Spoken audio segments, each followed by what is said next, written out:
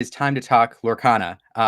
Even if you're watching the football game, if you're listening to this right now, then you've obviously chosen to listen to us while you watch whatever football shenanigans are going on. The Patriots decided to take the year off, so the NFL is basically dead to me this year. Erin is putting our infant to sleep. She'll be joining us shortly, but really excited this week to talk Lorcana. We have some amazing guests. We have some awesome news this week. We have some puppies to talk about, maybe some surprises. And then at the end, we'll give away a playmat or two to somebody watching. We have Jack has come up with a very tricky Disney trivia question, and we'll see if anybody in the audience can get it. And if you do, you get one of our playmats. So we're excited. So not to waste any more time, I'd like to introduce our first guest for the show. You saw him on the thumbnail. It is Jack Pattillo. If you've been in gaming at all the last decade or two, you know Jack. Jack, welcome. Hey, thank you so much for having me on. I really do appreciate that. And you say decade or two, that just immediately ages me, and that it really hurts. It hurts my soul to know I've been working on the internet for that long. So thank you for having me, though. If it makes you feel better, every single time I hear the term rooster teeth, like the first thing that pops in my head is red versus blue, and it takes me all the way back to like high school when that was going on. So I remember the early days. The early days that I was working on. Great. That's awesome. I appreciate that. No, thank you so much. I really do appreciate it. And like, Rooster Teeth has been an awesome career for me, and I've gotten to do so many cool things because of it. And now I'm here talking with you about Lorcana, one of my brand new favorite things on the planet.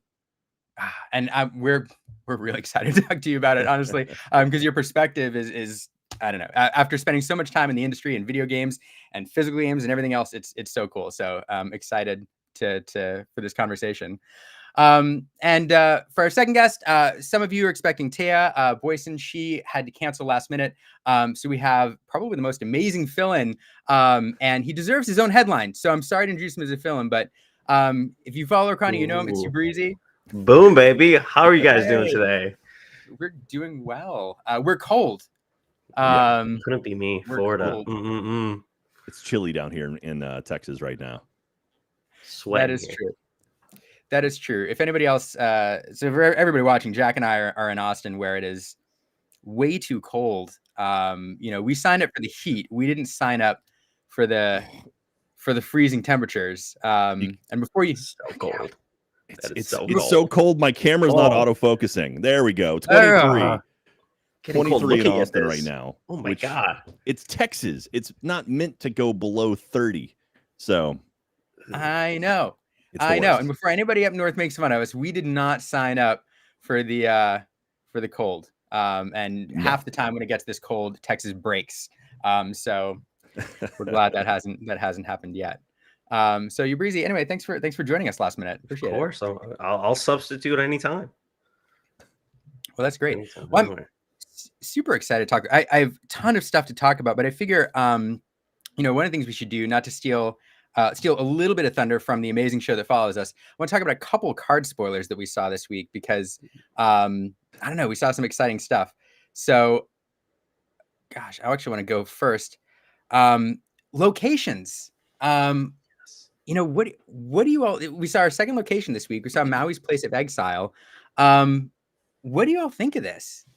I am excited. I'm honestly a little surprised how quickly they're gonna change sort of the design of the game. Like only the second expansion, they're already throwing like massive changes in there. I mean, when I say massive, I mean like this is a brand new mechanic. It's like that's a little surprising to me that it would happen so quickly. I figured after maybe the third or fourth expansion, that's when that kind of stuff would come in, but I'm excited for it. I've only been really kind of playing competitively since Floodborn. When first chapter came out, I sort of, it was more about collecting and kind of like enjoying it and really sort of getting into the scene. Because I honestly, I picked up on it pretty late. Like I stumbled into the game and was like, oh my gosh, it's Disney and card games and I can play this with my wife. This is great. And so we had a lot of fun with that. And then when Floodborn came out, it was like, okay, I can actually build a deck and I can see how this works. And I'm starting to wrap my head around the different mechanics and the different sort of strategies. And now it's like, oh, by the way, all that stuff you knew, we're going to add a whole new, we're going to throw a wrench in the gears for you already. So I got to relearn everything I picked up for Floodborn. And again, it is surprising, but I'm excited for locations because I'm a theme park nerd. I love me some theme parks, and my dream for Lorcana, other than Tron, because that would be awesome, is theme park stuff. I would love to see, like, let's throw Adventureland in there, let's throw Liberty Square in there, let's throw Main Street USA in there, and like the idea of locations being that kind of stuff would be really, really neat. Like once we get to that point, we're never going to tap out the animated movies, but once we do get to a point where it's like, let's throw in some real world locations, like, Cinderella's castle, but it's like, the Magic Kingdom version of it, and that would be really, really amazing. And I'm excited for that because it's going to come at some point, right? So that's what I'm looking for as far as locations go. Right. Locations. I think, I believe whenever they announced the game, they were like the first 3 chapters are kind of the core of the game together. So I think chapter 3 was like the last of it's like, this is the last thing we're going to do before we release the official ruling, official everything. I think that's what we're waiting on as well. But locations are fantastic because now not only we have the characters and songs, we can worry about locations throughout multiverses, and that just allows so much more card creation, so much more flavor that we can play with, like Maui's Plays of Exile, where it just makes sense that the cards gives you resist. It's like a protection. It just the more flavor, more entertaining, just so good. And also specifically for this card, it's so cheap for a 5 just shield on. It's a really good card too. I'm excited for what else to come. But locations are here, and I am so hyped to see what happens because I can show my Emperor in that thing, resist 1 on a ward. Come on, can't get better than that. Man, I have so many thoughts. You're right. The theme park locations had not occurred to me, a couple of people in the chat have said. Because, one of the most amazing things about Lorcana, I think, is kind of like, why Kingdom Hearts was so popular back in the day, is this idea that you can take things from different franchises and mash them together. And so now, we're taking that to another degree, being able to take, Cuzco and throw them on Maui's Place of Exile. And to throw people in, I think somebody in the chat said, like, a small world, which is not like it's like only exists in the physical world, and now to put that into the card game would be incredible. Well, even like throw like Tomorrowland, like the idea of that, like that would be so cool. It's like you could do some futuristic stuff. I don't know. There's a lot of synergy there that I think could be really, really cool. That I if they do get to that point, if they ever do decide to go that realm, which I hope that's part of the contract that Ravensburger has, that would be something I would be very, very excited for, because then you could get some. Ravensburger has been really good about throwing some weird stuff in there. You throw Sergeant Tibbs in the first set, like that's a deep cut. So you give me Sunny Eclipse from like Tomorrowland and Magic Kingdom, and people would be like, "What is this?" And I would lose my mind for it. But anyway, again, theme park nerd blending with all this stuff. There's a lot. If they're out there, if anyone's out there listening, let me know. I got some ideas for you.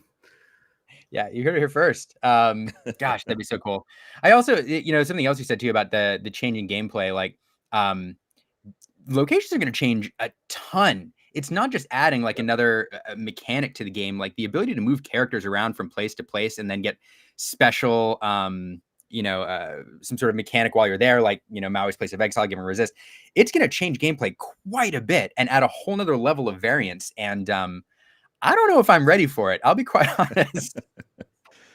Yeah, it's definitely one of those things. Again, I'm just now wrapping my head around all the different like deck archetypes and the idea of like, now it's like, oh, all of that stuff probably won't matter anymore. So it's just like, okay, sometime late February, it's time to relearn everything I know, and then maybe mid-March I'll be like, okay, I think I get it again, and then it'll be time for the next expansion, and then it'll all change again. Yeah, I totally agree. It's a lot to learn. It's a lot to learn, but people are already coming out with combos. I've seen this card with Cogsworth already, with resist 3 on the people in this Exile Island. It's just things are getting a little too saucy already, and it's only gonna get more chaos, and it's gonna be really fun. Yeah, John T from the chat pointing out, he wishes the art were able to feature a little more prominently, but who knows? Maybe we'll see enchanted locations eventually. Really get to experience that art one day. Speaking of locations, we did see a couple cards that where locations matter, that synergize with them. We have a couple cards here. I was super excited to see Jim Hawkins or just anything else from Treasure Planet. And I'm not going to talk mechanics. I'm gonna turn it over to you all to let you know what you think. But I just want to point out, as a lot of people noticed, and I think again, John T may have been the first one to notice this, the frame break in the art on Jim Hawkins And then if you also look at the text box, you know, there's a different pattern there. There's a different pattern in Scrooge McDuck. And we see the creative team taking, I don't know, some liberties now with the card frame and design. And I'm here for it. It's making these cards super cool. What do y'all think of these two? I like it. I hope this starts up a new meta of characters holding on to ropes. We had the one where it was characters on ledges. I think it was like Jasmine, and then there was another one they were like standing on a ledge. Maybe it was like not Prince Naveen. There was another one, but it's like maybe this is gonna be the next meta where it's, you know, we have someone standing on a boat holding a rope, and that'll be a thing. Give me a hey with a rope in his mouth. I just think that's, you got to build a deck around that. I think that's where we're leaning. Obviously, they're telegraphing it our way, so that's what I'm keeping an eye out for. And also the fact that Jim Hawkins, don't tell my wife, and also he's a legendary, which is great. Don't tell my wife, because Treasure Planet is her favorite movie of all time, and so like she saw John Silver in the first set and like freaked out. She's like, "Oh my gosh, Treasure Planet!" And so the idea that there's going to be more Treasure Planet stuff in this one, she tries not to go into it too spoilery. And so this one I think is going to be make her very, very excited. We're hunting down the Arthur, the enchanted Arthur, because there's like Sword in the Stone and Treasure Planet are her two. That's her jam. And so yeah, I'm still, that's my white whale. I've pulled 2 enchanteds, but no Arthur yet.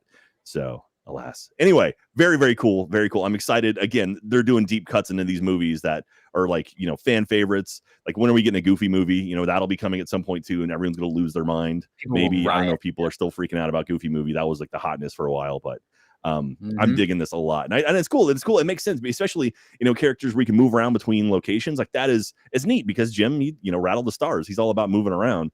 And so that's cool that they're actually leaning into the character where it makes sense for the locations and stuff. So I like that a lot. Definitely. Yeah.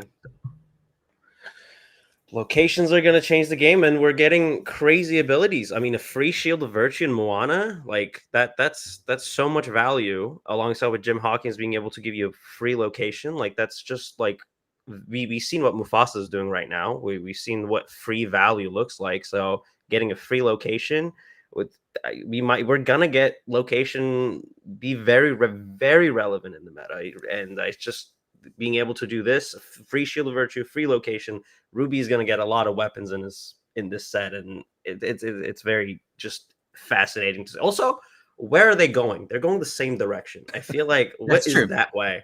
They're both going left. Something I do want to know. Where is left? What is there? Rope meta to the left. They're all looking for Lin-Manuel Miranda. That's all it is. They're all hunting him down. It's true. You know, something you said about you know, Treasure Planet and you know, being Rife's favorite film. I was talking with a member of the creative team ages ago, like back in February, and they pointed out, they were like, "Look, we did a ton of research," and they're like, the heroes that you think, the characters that you think are everybody's favorite heroes, are normally not their favorite heroes. Everybody says, you know, that a princess or whatever is their favorite, but in actuality, when you find that like B list character or that film that they think that nobody else likes, and you talk about it, like, I don't know, Treasure Planet or Atlantis or Goofy movie that people thought were like B tier movies at the time, because they didn't do well in theaters, people freak out. Like, those characters really resonate. And the number of people who said that Sergeant Tibbs was their favorite character in the first set, for example, is incredible. So I don't know. Yeah. So Ravensburger is very well aware that, you know, by going to some of these obscure characters and pulling them out, like, they really hit, I don't know, the nostalgia button for some people. When Black Cauldron makes an appearance, I'm going to go nuts. Yeah. Again, Tron for me. If Tron ever shows up, like whenever they make the dive into like the real life stuff, like, that's going to be huge. But, you know, give me like a bit from Tron, and like that would be so, like, he's like a binary like attack. I don't know what you could do with him, but like there could be some really cool stuff with that. But it is cool. Like, I think that is, we have this generation of people who kind of grew up on Disney stuff, and they really just got into kind of anything Disney. And especially when it's something really like unique and kind of niche like that, I feel people own it a lot more. I think that's why, like, Goofy movie now, people are like, oh, I remember watching that. It wasn't a huge hit at the time, but it's like the people who know it love it. And so that's why you get people, you know, going after Treasure Planet that are like, oh my gosh, I love that movie so much. We're going to see more Atlantis stuff where it's like, oh my gosh, I love that movie. And so I think they're really kind of, they were testing the waters with like your Sergeant Tibbs, like the real deep cuts, and now, you know, all these Radigans, like, who remembers that anyway? Yeah. But now we're getting into like some of these other movies, and they're oh, okay, this is working, this is doing well, and hopefully they stick with this, and it's not just like here's a who's who of like all like the princes and princesses. It's like no, give me those minor characters. Give me the piano player at the ugly duckling or whatever it was, right? in Rapunzel. Like that's the stuff I want. I want those weird little off characters. Like, oh, that was a cool scene. So I'm all about it. There was this game out back in the the 90s and the early aughts. There was a Star Wars CCG, which anybody who's been playing CCGs for a while will remember. One of my favorite things that they used to do is they ran out of characters in the film, like name characters, pretty quickly, and so they would grab like this random alien that you see for all of like 0.5 seconds, like as the camera pans, and they would grab a screenshot and then they would give him a name and a backstory, and it was so fun to like pull that card and be like, oh, this is a character, this random extra that they threw on the set. So I'm all about that. Yeah, go into the pub in like when Radigan's singing his song and grab a random mouse and give him a name and make that a character. Let's do it.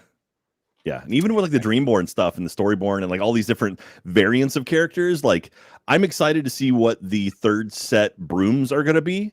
Because if they don't do a new broom every single set, then what's the point of all of this anyway? We should just shut 100%. It all down. Yeah, so 100%. If I don't have a broom meta by at least the fourth expansion, then come on, just go ahead and just wrap it up. Give us all the brooms, all the colors, all the brooms. I want 24 brooms in my deck. So it'll be 8, but still, we'll figure it out. Maybe they'll have like a thing where it just says like you can have all the brooms. It's like doesn't define the deck, like we're gonna probably talk about in a bit. Break some deck breaking rules. That'll be interesting. I love it. All right. Hey, everybody. Aaron's here. A little in sleep. Just in time to talk about the puppies. This is the last bit of spoilers we're going to talk about because I couldn't not talk about the puppies. Puppies. I love the puppies so much, and I think they almost broke the Lorcana net when these came out. Absolutely. I don't know. What are your I have thoughts. What are your thoughts? I love it / hate it for my collection. Because I have a very much like a very defined. I've got books that have like 4 rows and 4 in the 3 3 rows and 4 columns, and now I'm gonna have alternate versions of each card. It's like, oh, so do I have to have like what is it? I need to have 20 puppies to get a complete set to get a play set. Like I love it. I think it's great. I think it's super clever, and I hope they do more stuff like this. Like I hope they have fun with it, and it's not like going to be a super serious like we have a very strict game and rules and everything. It's like no, we can goof around with it and have a good time. Like and it is a little shocking that all the art, the background art is the exact same. So like literally it's just like the same chair, same everything, just different puppy. I wish they would do kind of like they did with the dwarves, where like all the art kind of connects together. Like I figured like that's a missed opportunity, but still it's puppies. Come on. I mean, I love it. That's adorable. I kind of like that it's the same, honestly, because like we got the gif of like all puppies kind of cycling through, and I really like that one. And it's like one of my favorite things that came out in the last couple of days. It's just all the dogs just kind of cycling just through. Kind of like, exactly. It's so cool. Pull that up while you're talking.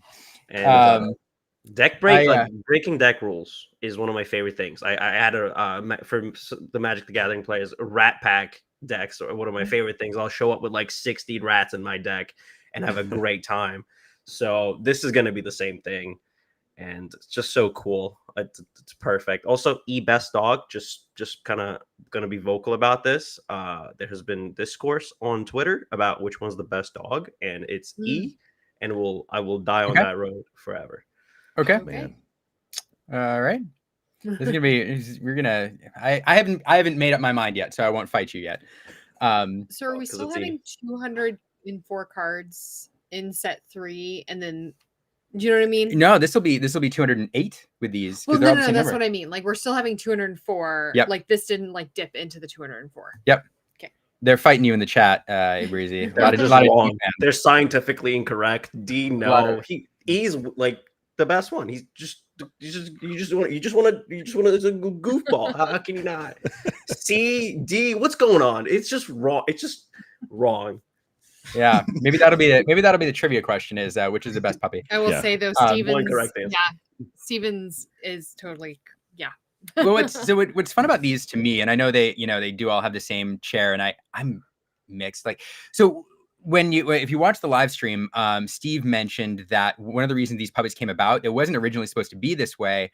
The artists submitted concept pieces and they couldn't decide which one was the best. And then they're like, heck, let's do them all. And really do it, which I love, because it shows that, you know, as you were kind of suggesting, Jack, there's some playfulness in the design space where the creative team and the design team can kind of get together. And I don't know, while the set's being built.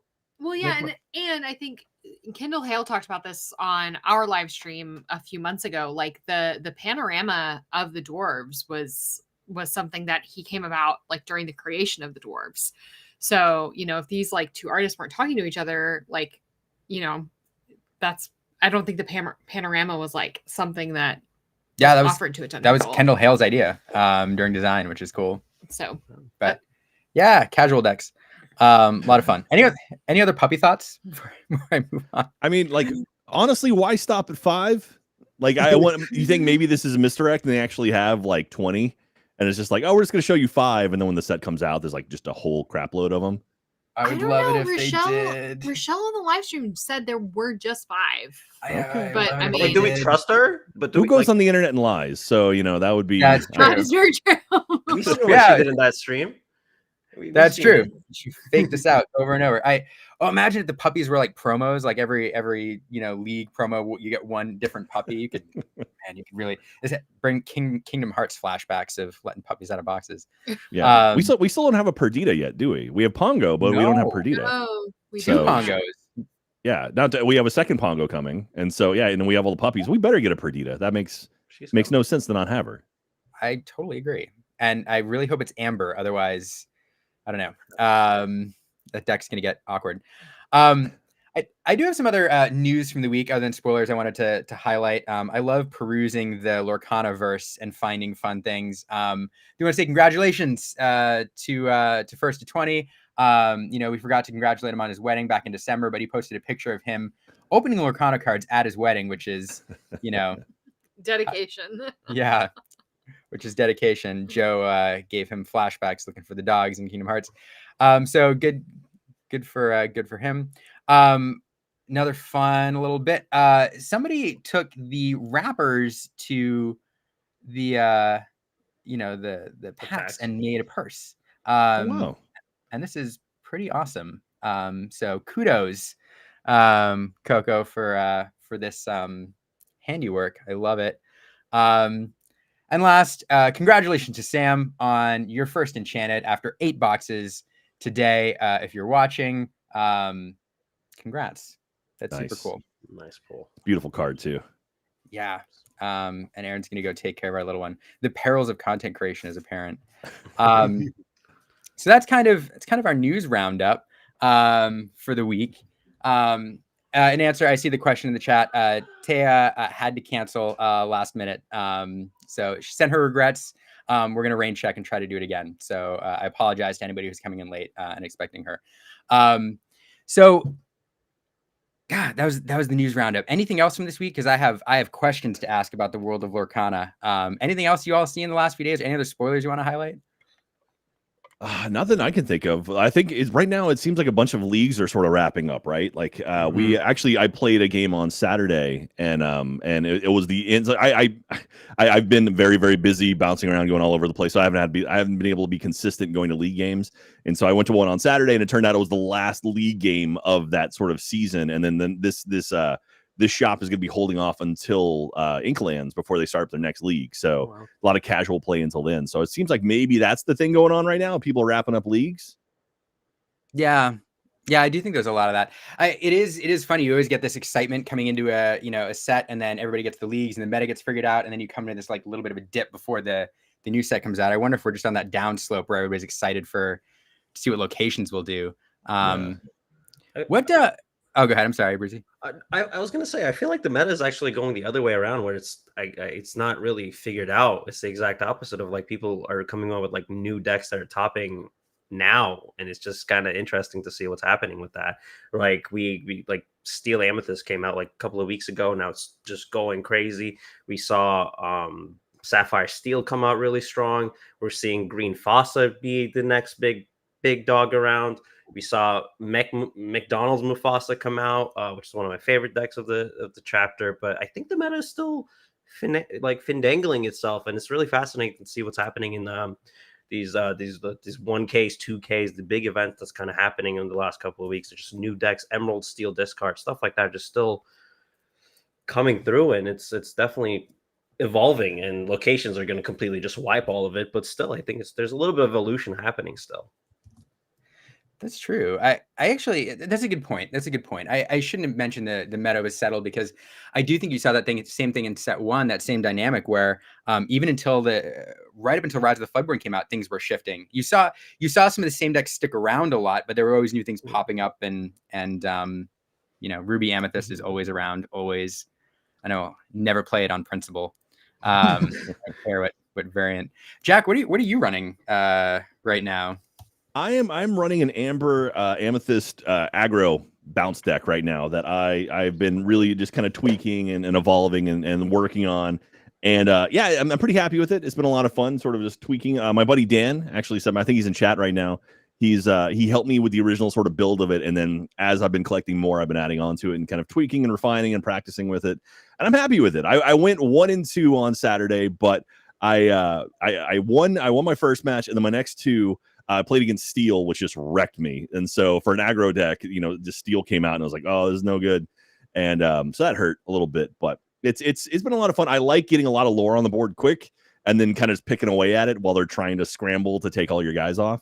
And so that's been my strategy so far. I've been very fortunate with some draws lately, some good pack openings lately, that I've been able to pick up some of the more meta cards. Like I now have 3 Tragic Heroes, which makes me very happy. That was like the last card I had to pull, and then I pulled 3 within a week. So now I'm like, I can kind of build decks around that. And so I might look into more meta established decks and then kind of play with that and see what sort of damage I can do with the big hitters. And but I kind of want to bounce around and try different things. And I am having fun learning different mechanics and different strategies that people are playing. And it's always good to play a bunch of them, so you know what you're playing against as well as what you are playing. So trying to get that sort of aspect into it. So hopefully by Inklands, I will have my head wrapped around different strategies people are going for, and I'll be able to be a little bit more competitive. Yeah, I'm sure that'll be the case. Somebody, I was talking to Nicholas Rausch, another we don't really have pro players in Lorcana yet, so it's weird to use that term, but I'll call him a pro player. He's, I think he kind of fits that bill. The way he described, when you talk about strategies and what decks are doing, he said every deck has a script, and when you build a deck, you design it to play a certain way, like telling a story or to perform a certain set of actions in a certain sequence. And the more you play, the more based on the more you play different kinds of decks, when you sit down against an opponent and they ink their first few cards and you see them play their first few cards, the more you automatically intuit, all right, I know exactly the script this deck is following. They're doing X, Y, and Z. They're waiting for turn 7. Then they're going to play, be prepared. And you know exactly what to do. Right. And the only way that you kind of learn those scripts and that becomes kind of second nature is to play different decks in different games. Yeah, just getting lots and lots of practice. I mean, that's the only way you're going to get better, is just to be able to play more.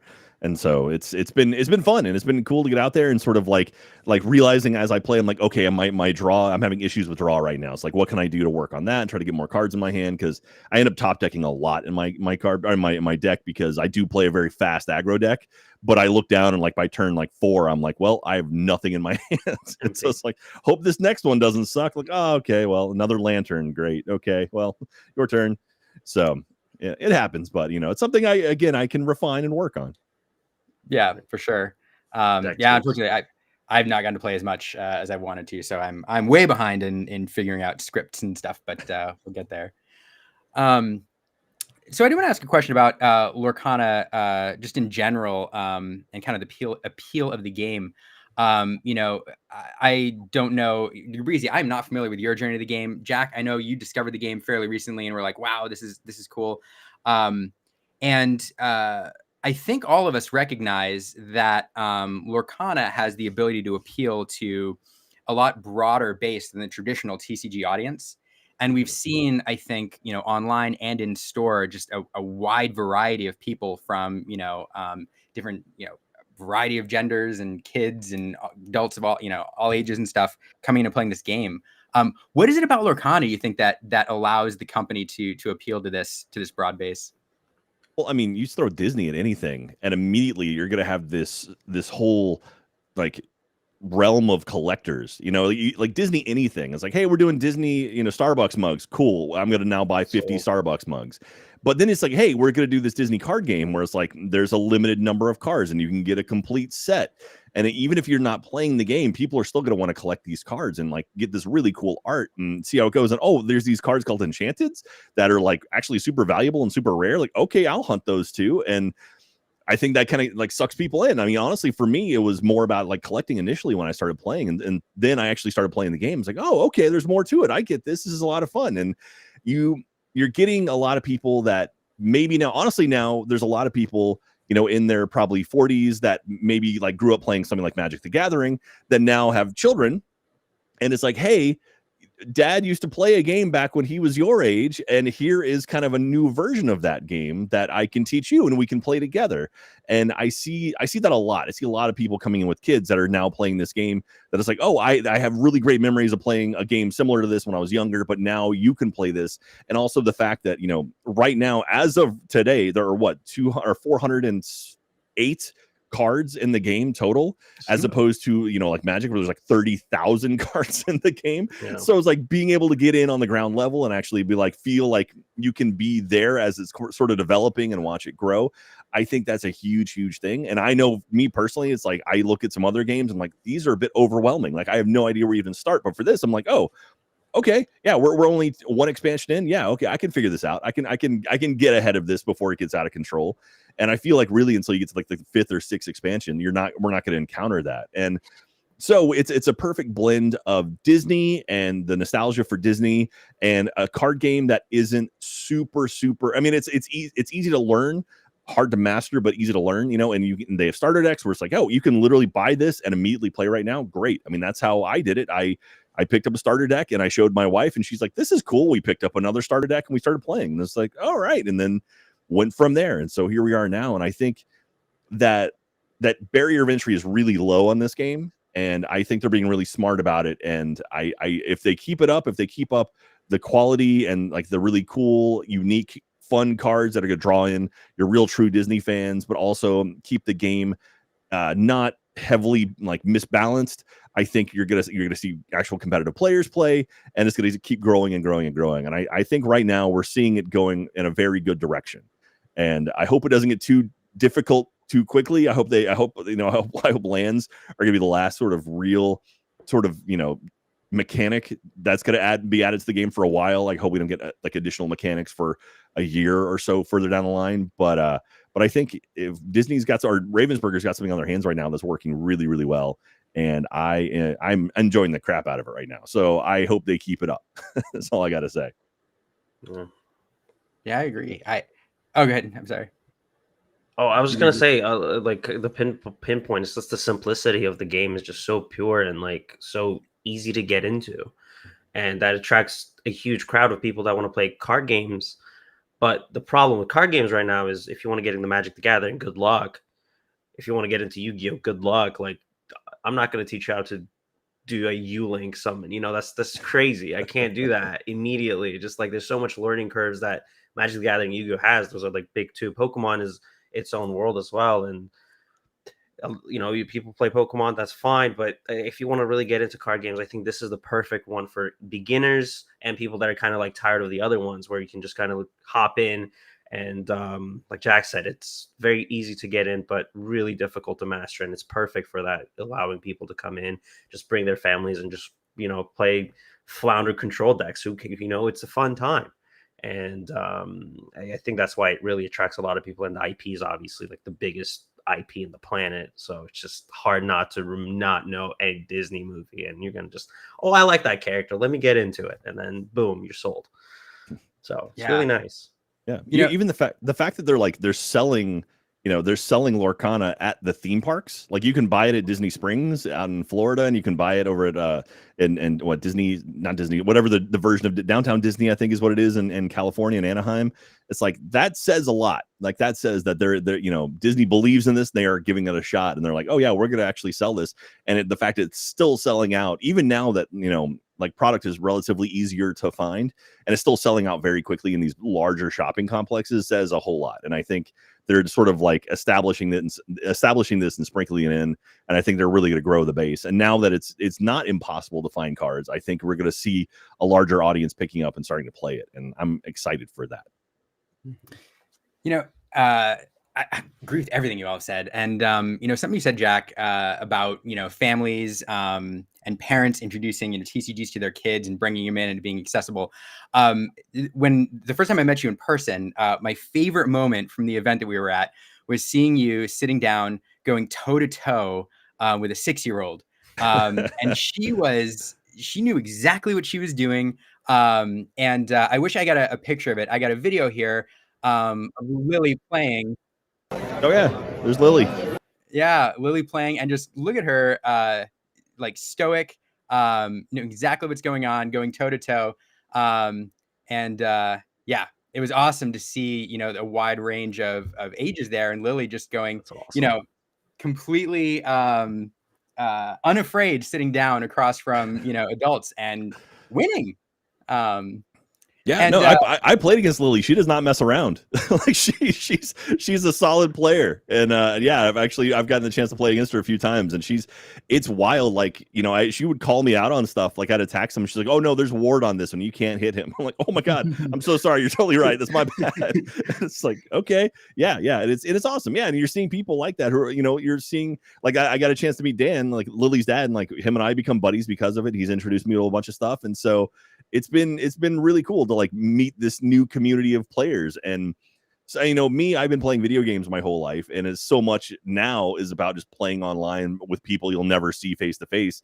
And I mean, this is old man shakes fist at cloud, but I miss the days of arcade where you go shoulder to shoulder with someone playing against them in Mortal Kombat. And so the idea of actually getting face to face with someone again and playing card games, like, that is great. And it is something I feel like I missed out on over the last, you know, couple decades, honestly, of my gaming career. I'd never really gotten to like trading card game stuff until this, and now I'm like, oh, this is fantastic. I really like this, and I like the idea of like having a shop that I go to, and like I know the guys who work there, and they know me, and like they'll hold stuff for me if I need it. And it's like that's awesome, and I love that aspect of it. I love that social aspect of it that you only get in a sort of face-to-face card game type situation.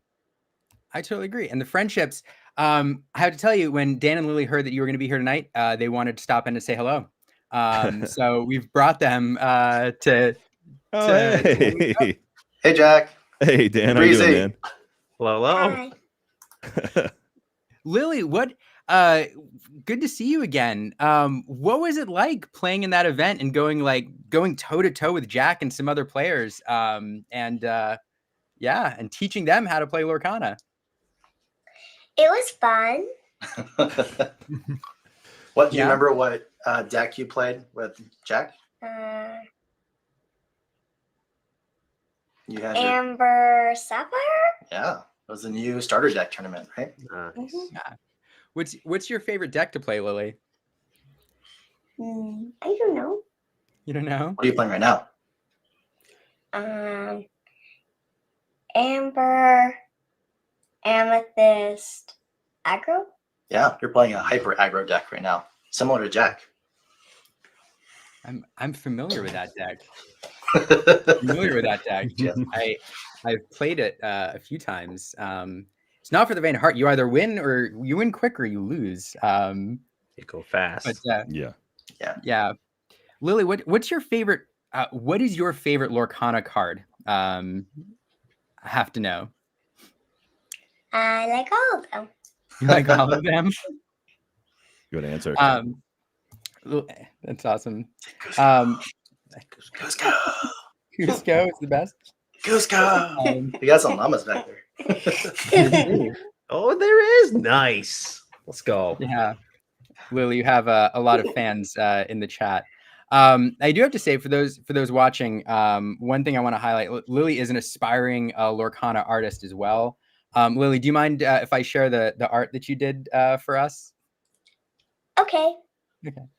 I got this picture the other day, so I really appreciate it. So, future Lorcana artist, we're gonna get you a button, and one day hopefully see your art on these cards.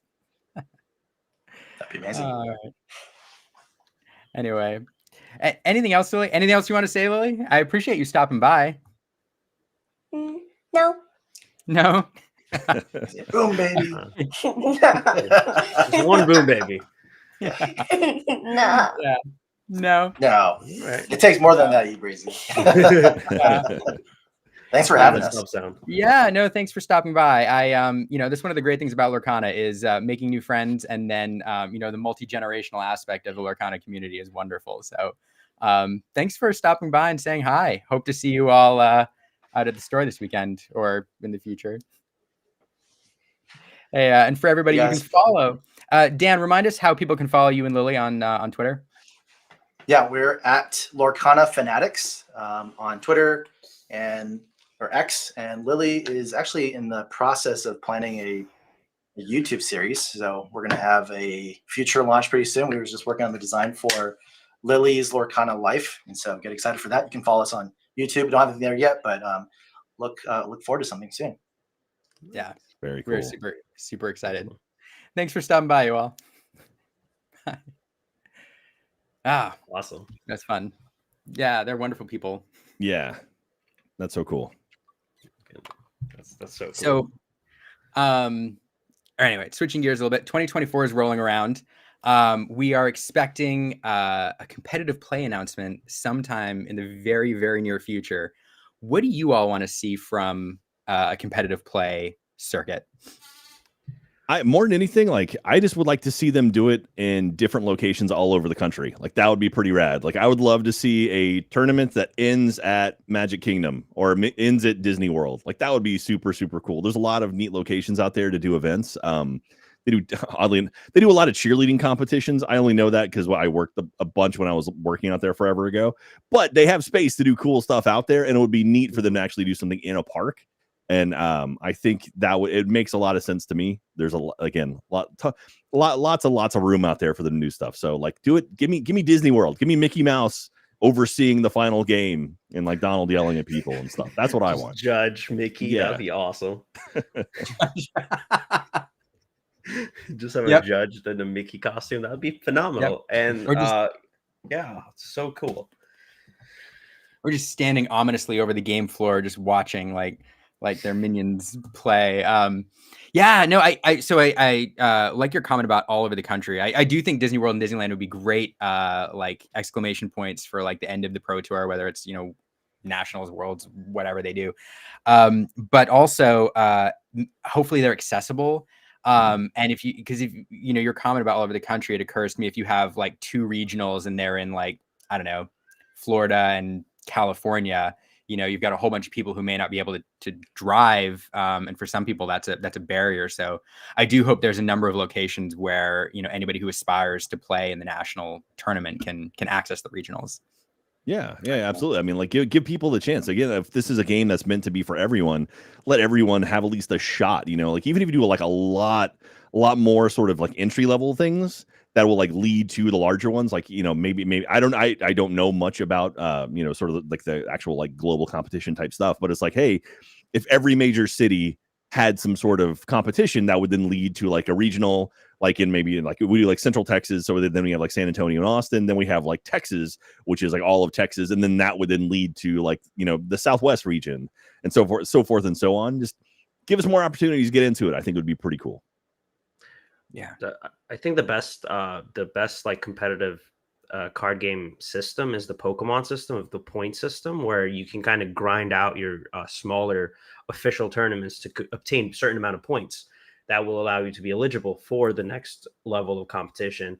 And then you can do well and then get even ahead. Or if you don't do well in the official regional, you can still continue to collect more points to enter more regionals to get into more events and just keep trying. And I think that's the healthiest system that I've seen compared to the other card games, where you don't have to necessarily travel like across the nation to just the one or two events, and if you don't do well, you're out of it. That way you can just kind of enter your smaller tournaments, smaller regionals, have more event options available that you can kind of just travel around in your own state or whatever to obtain those points that you register in, and then eventually be qualified to play the official regionals. That's I think the healthiest way, because sometimes when they do just official events like 5 times a year, and you really got to clutch up, and if you don't, you're kind of out of it, and that's really unfortunate. And I think grind set is a little bit better, where you can tend to your locals and do that way, and that will allow us to have worlds and parks eventually, where it'll be super cool, and it's kind of build up there.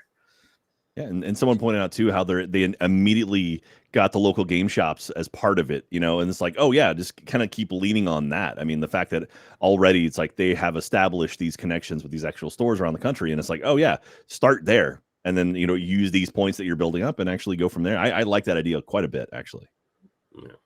Yeah, I do. One thing I will say, I do. If there's one thing Ravensburger's been pretty good at so far, it's listening to feedback and making adjustments.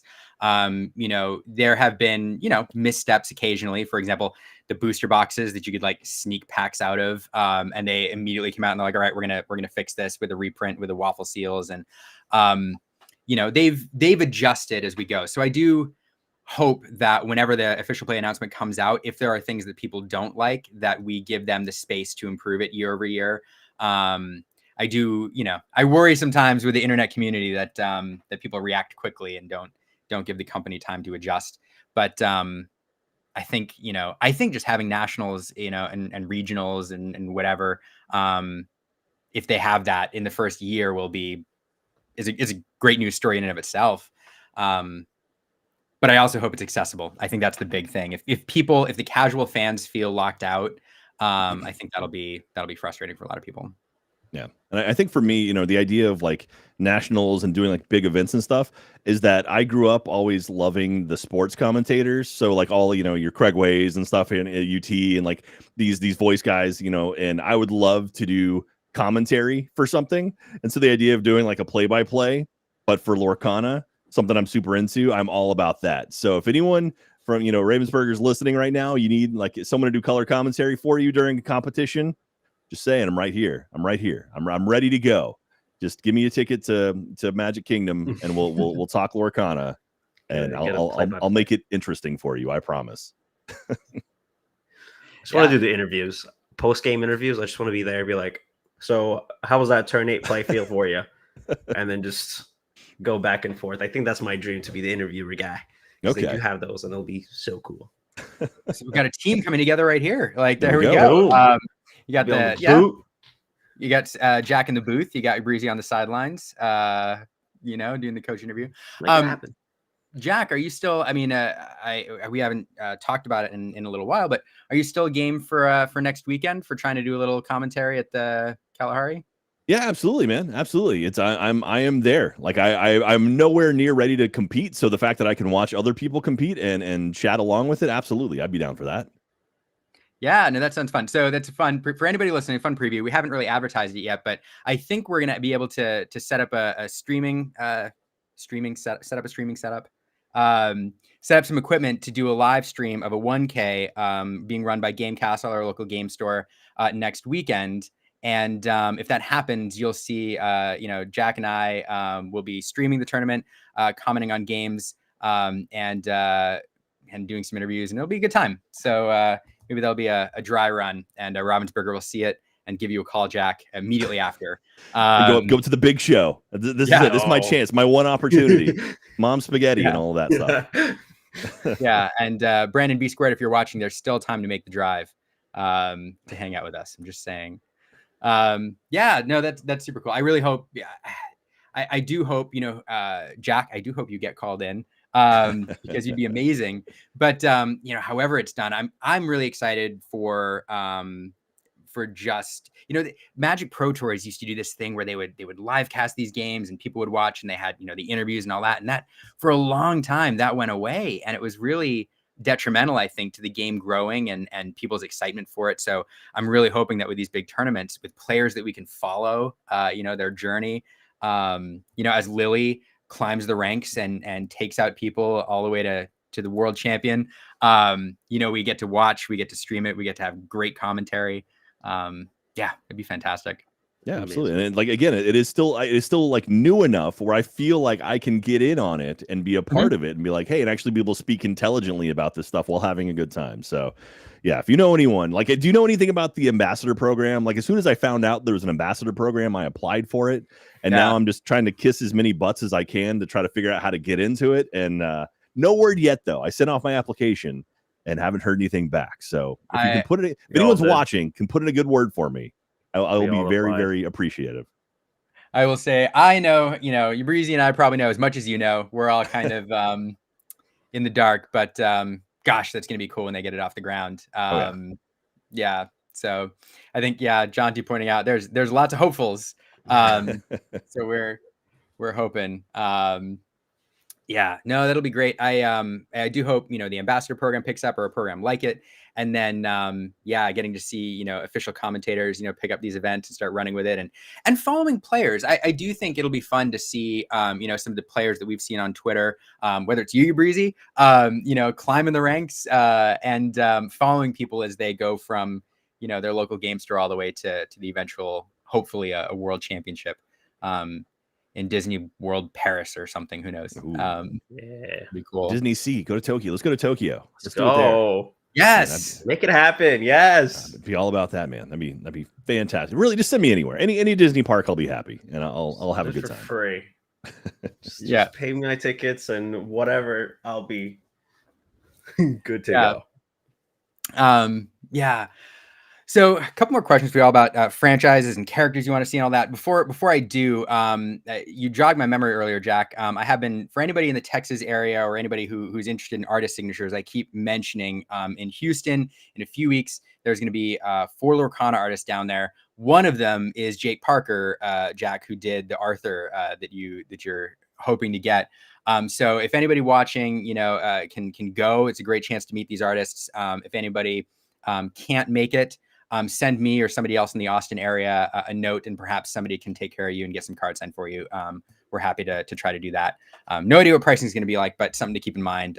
Artists are starting to appear all over the place, and the next one that I know about, there's actually one in California on the 20th, but the one local to us is in Houston in a couple weeks, so it's going to be cool. So 2024, we're going to see a bunch of new sets come out. We've got Into the Inklands first, and several other expansions before the end of the year. And the possibility for, we had that secret lair-ish, D100 set that we were surprised with. If you all could bring one franchise or character into the game that we haven't seen, there it is. There it is. I just did the Best Buy hack that someone I saw on a channel, and I was like, oh, I'll give that a shot, and it works. So if you want one, Best Buy, go to Best Buy and order the in store. Just saying.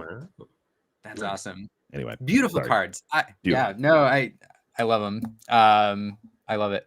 The Best Buy hack. If you don't know what it is, let us know in the chat. We'll mention it. But if you all, before we do our playmat giveaway, if you all had a chance to bring like one franchise or character into the game that we have not seen yet, what would it be? I do see some haunted mansion mentioned in the chat.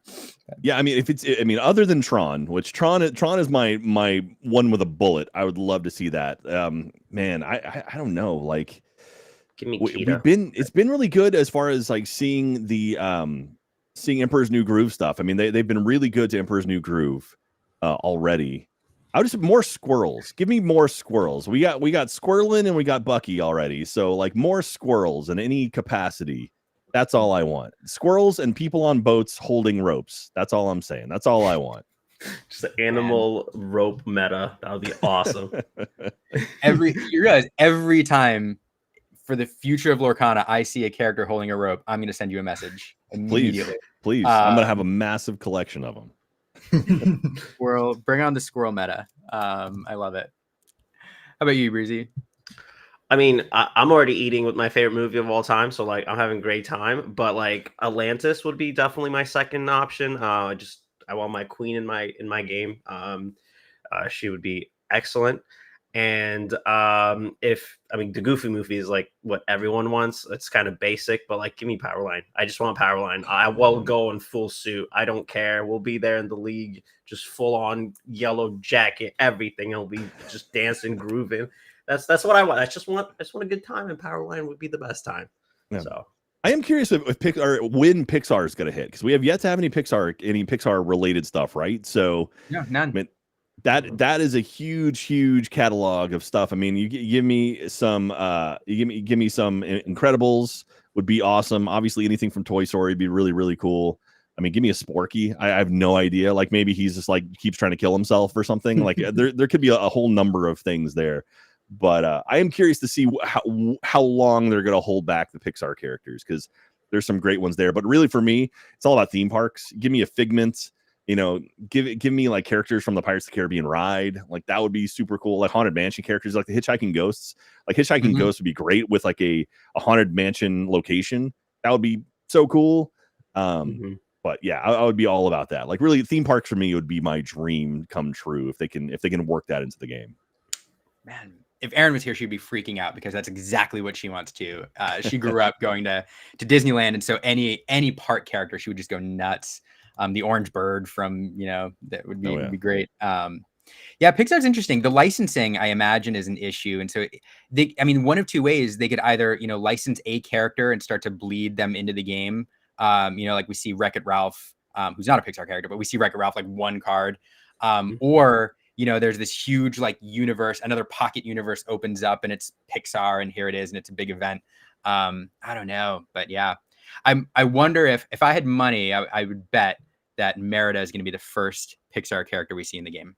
Okay. I think it is. Yeah, I could see that. Most Disney. That's what I'm gonna put my money on. Now, I got a question for you. No. Do you ever think we'll see Star Wars characters in the game? Because it is owned by Disney, and I know there's a new Star Wars card game coming out, but I don't think we will personally. But what do you think about that? Man, so everybody asks this question, because he asks the same thing about the Muppets, and there's like so many franchises they could put Marvel. I think yes, and here's why. Hot take. Because so I can have a really nerdy answer about the Drake equation and the odds of life in the universe, but here's the thing: like if you had an equation and you're like, what are the odds, Star Wars is going to be in it, and let's say that those odds are really low. And you multiply that by the number of years this game is going to be around, by the number of sets that come out. Eventually, it doesn't matter how low the odds are. If the game's around long enough, everything's fair game. I think Lorcana has staying power. I think the card game is going to be here for, 10 years or so. And I think when the game's around that long, anything is on the table. Eventually, I think the excitement will build and they'll be able to bring those things in. I don't think we'll see it anytime soon. I think for, the next 5, 6, 7 years, it's going to be animation pure. If anything, maybe see Clone Wars pop in. I don't know. But I do think it's going to be very much this pocket universe that we're in with the Great Illuminary is, Disney animated films and TV shows, and they're going to lean at Disney Animation Studios, probably into Pixar. But I think, if the game's around, a decade, that eventually everything's fair game. Yeah. Joe in chat said The Simpsons, which I didn't even think about, but yeah, Fox is now owned by Disney, so it's like that's true. Up in the air too. Yeah, give me a Bart Simpson card. Give me a Bort license plate card. That's what I want. Yeah. Springfield Gorge is a location. I hope they do like a Universes Beyond type of situation if they do something like that, where it's like its own one set and that's it. Like that's I think that would make a little bit more like, just Simpsons set, if just new Simpsons cards that do new things, and reprints if they ever decide to go something like that with newer arts that are like Simpsons, like a Smash with a Simpsons art style. I think that would be really cute if they ever do about the new different worlds and stuff like that. But I did remember one more franchise. Give me Nightmare Before Christmas, please. Just like we missed out on the Halloween stuff, but like 2024, we can just give me a Halloween special box with just promos of them, and like all my money gone. So yeah, I there's a question here about the Best Buy hack, and I'll let you mention it in a second, Jack. But I just want to say there's a fun way to do Star Wars or other things in universe, and that is like canonically, if Dreamborn character, this is nerding, this is lore nerdery. So if Dreamborn characters are made by Illumineers applying their imagination and summoning a Storyborn Glimmer with like the Illumineer making something up that's new, It's perfectly reasonable for an Illuminator to go in and be like, I want Darth Vader Mickey Mouse, and imagining and bringing to life Darth Vader Mickey Mouse. So there's a way they could bring in, like, if they really wanted to get like technical about the lore, there's a way you could have Illumineers like twist these characters and apply other franchises to them if they really wanted to. I really like that. I think that's a really clever way to approach it, and kind of really start to like just eke in some new, like, oh, this for some reason Donald's got a lightsaber. Okay, weird. But then it's like, all right, canonically this kind of works and sort of makes sense. And then you start getting in, your Lukes and your Leias and whatnot. So, all right, I dig that. That's a cool idea. It'd be interesting. Do you want to mention the Best Buy hack? Yeah, of course. So the way it works, so I saw this, I think someone tweeted at me or told me about it online, but so right now, obviously the D100 sets are very, very difficult to find still. But what you can do is go to your local Best Buy, and if you go to like the pickup there, whatever the store pickup there, you can order through them at the store and say, like, I want to buy a D100 set, like get it on like bestbuy.com and show them like, this is what I want to have the SKU and everything, because it says in store only, and they can order it and have it delivered to that store and you can pick it up. At least it worked for me, and it's worked for a lot of other people. I don't know how long that will continue working, but yeah. So if that is if you have a Best Buy around, give it a shot. Find it on the website first. Walk up and be like, hey, I want to order this in store. And they looked it up, like, okay, cool. And I paid for it. And then a week later, it showed up in store, and I drove up and picked it up. So it worked for me. And so that made me very, very happy. And so now I have a proper play set of my promo cards. Nice. They're beautiful cards. I aspire to get them signed by the animators one day. Man, that's I was just at Disney. I was a marathon weekend at Disney in Orlando last weekend, and I meant to bring a bunch of cards to get signed by characters because I saw people doing that. And I'm like, that's the most clever thing ever, and I totally spaced and forgot to bring them. So that made me sad. But I saw so many characters too that could have signed my stuff. But oh well. Oh yeah. We do need to go in a minute. We do need to do our playmat giveaway, but before that, Jack, I forgot to ask you about the marathon and how that went. Did go well? Yeah, no, it was great. So yeah, this is my third marathon weekend, my third marathon I've run, and I had a really good time with it. It's a lot of fun. We are very, very fortunate that the weather wasn't too bad. So it's marathon weekend in January in Orlando. They actually had half marathon weekend in Disneyland this past weekend. So it's the first time in a long time they've done a race at Disneyland. But the one in Orlando, it's 4 races. So it's 4 days and it's 4 races. So there's a 5K, a 10K, a half marathon, and a full marathon.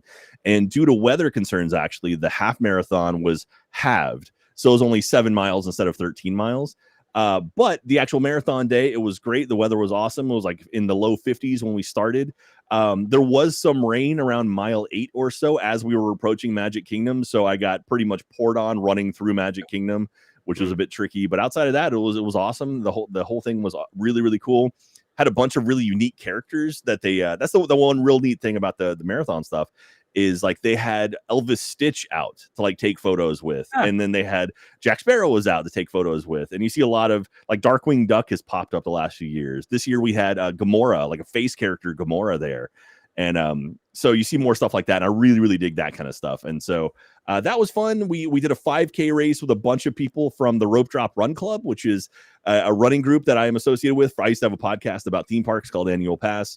And we spun off this Rope Drop Run Club racing group. And we a whole bunch of us there. There's something like almost 20 of us there, all dressed up like characters from the Great Movie Ride. And so we all ran in character from the Great Movie Ride, or we walked it, but we had a really good time together. Lots of people, lots of cast members saying they miss GreatMovie Ride, which brings a tear to my eye because I worked there back in 2002. But that was a lot of fun, and it was a good time. The whole weekend was great. I got some great medals, which of course I didn't bring with me up here. And but if you ever get a chance, if you ever think about doing it, absolutely go and do it. It's a lot of fun. Registration for next year's marathon weekend is in April. My parents are in their 70s and they both did a 5K this year. So if they can do it, you can do it. And so go check it out. I have to agree. Like I've done several marathons, and I've done Disney a couple times, and it's the best race I've ever done. Like the most. Yeah. I can't explain it. And yeah, and it's also like those of you who are curious about running, the Disney marathon is a great first marathon because it is very, very flat. Like there's only a couple hills on the whole thing. There's one in front of the Contemporary you have to go down and back up, and there's a couple overpasses that you have to slowly climb. But other than that, it's actually really, really flat. So if that concerns you at all, it's a good place to do it. And when you're tired, you just say, I want to take a picture of this character. Hold on. And you pull off to the side. And I got a good photo with Judy and Nick from Zootopia that I was like, all right, I'm going to take a break for a minute and get a photo with these guys. I'm jealous. I always miss the registrations fill up fast, and I always miss it. Oh. That's my every year. It's like July rolls around, and I'm like, oh shoot, I forgot. And then maybe this you've inspired me. Maybe I'll try to do it this. It's year. in April. If you want to do it, let me know, man. I'm going to be out there again next year. I do. I'm so excited. You coming? Yes, I'm there. That's my home. Might as well. I'm like 30 minutes away. Why just go there? There you go. Oh man. By the way, lots of some Rope Drop Run Club fans in the chat, Jack. So heck yeah. There. So before we go, I did say we are going to do a giveaway here. We have a few of our playmats left from a Kickstarter campaign we ran. Wonderful artist named Nana Key did these beautiful mats. We printed 100. Did a Kickstarter. Don't know if we'll ever print any more. But Jack, you came up with a trivia question that you say is difficult. Yeah. And if I'm going to let you ask your question, and then the first person in the chat who answers the question, send me a message, and I'll send you this mat. Okay. So this is a tricky one. Again, theme park nerd, keep that in mind. But inside one of the theme parks in Orlando, there is a character that was not created by Walt Disney, but inspired Walt Disney to basically start doing animation. And so this character is featured in a theme park where you can actually buy stuff there. I won't say what kind of stuff. And if you can name the character that predates Mickey Mouse, predates anything Walt Disney ever did, and was sort of the beginnings of animation, name that character and you'll get yourself a prize. It's very heavily featured in one of the theme parks. Saying you can buy, I'll say you can buy food from inside this character. Oh, I'm seeing a lot of people guessing, but I'm not seeing anyone get it right yet. Yeah, obviously Duffy, Felix the Cat, Oswald, Felix the Cat, Duffy Bear, Winnie the Pooh. We'll let this roll for a minute, and eventually, if nobody gets it, you'll just have to tweet it at us, and we'll let you know if you got it right. I'll give it a couple of minutes. If no one, I can tell you the park that this character is in. And when I say character, it's not like a costume character. You won't see the costume character. So Ragnarok is as close as you can get without naming the character. Let's get the name. I'll give him that. Okay, I'll give Ragnarok that. So it's Gertie the dinosaur. Oh, Ragnarok came. Oh, so Illumineers was right behind, and then Ragnarok came with Gertie. But I think Ragnarok we'll give the win to. Nice. Yeah, so Gertie the dinosaur was a character from a 1914 animated short film. It was one of the very first animated anythings ever. And Walt Disney saw that and was like, "Oh my gosh, you can do this with animation!" and actually started working on animation stuff. So it was like keyframes, a lot of cool stuff. It were never invented before. This was kind of the introduction to that. And so they made a big Gertie the dinosaur over by kind of the Echo Lake area of Hollywood Studios, and you can buy ice cream or cookies from inside Gertie. So that's fascinating. Very, very, very, very difficult one for you. During Christmas, they put a hat on him. I'm willing to bet. Jonty from the Inkwell knew the answer and was just holding back. Yep. See, he knew it eventually. Are we giving that one to Ragnarok there, Jack? Or I would say so. They got the general gist, and then Illumineers was right behind them. And then Ragnarok chimed in like seconds later for the name. So, okay. So, hey, Ragnarok, go ahead, send us an email or a note or a tweet or whatever, and let us know that you were the winner. And I'll send you this playmat, which is beautiful. But I'm running low. So, thank you both for joining me.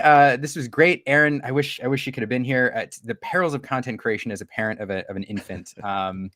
It's your time is not your own. But ybreezy, why don't you tell everybody how they can follow you? And then we'll sign off. Yeah, you can find me at x.com/ybreezys. And if you do want to see me scream at more Lorcana, I'll be live in a bit actually at twitch.tv/ybreezy. I'll be talking about more Cusco stuff and more deck building. So you can find me in those 2 channels. And Jack, how can people follow you and your Lorcana journey? my journey as I just beg for more Tron. I'm Jack_P over on Twitter or X or whatever you want to call it now, and I stream at twitch.tv/Jack Pattillo, 2 T's 2 L's. I try to stream Sunday mornings, do openings and whatnot. I've been doing a lot of breaks on Sundays. I'm running low on product right now, but I stream over there. I also stream for Inside Gaming over at Rooster Teeth. So if you go to twitch.tv/Rooster Teeth, I stream there Mondays, Tuesdays, and Thursdays every single week. And me and some friends. And a little bit more mature stuff on that channel as opposed to my personal channel. But hey, if you want to see my content, that's where it's at. That's awesome. Hey, thanks so much, and thank you both so much for joining me. We'll get the advertisement out, the link out for the stream next weekend where we're going to be doing commentary at IkiCon. So look out for that. And other than that, if you're watching this, make sure you go ahead and check out This Week in Ink, which kicks off here in less than 30 minutes. That's Jonty and Brandon's great show. And until next week, say sign off catchphrase.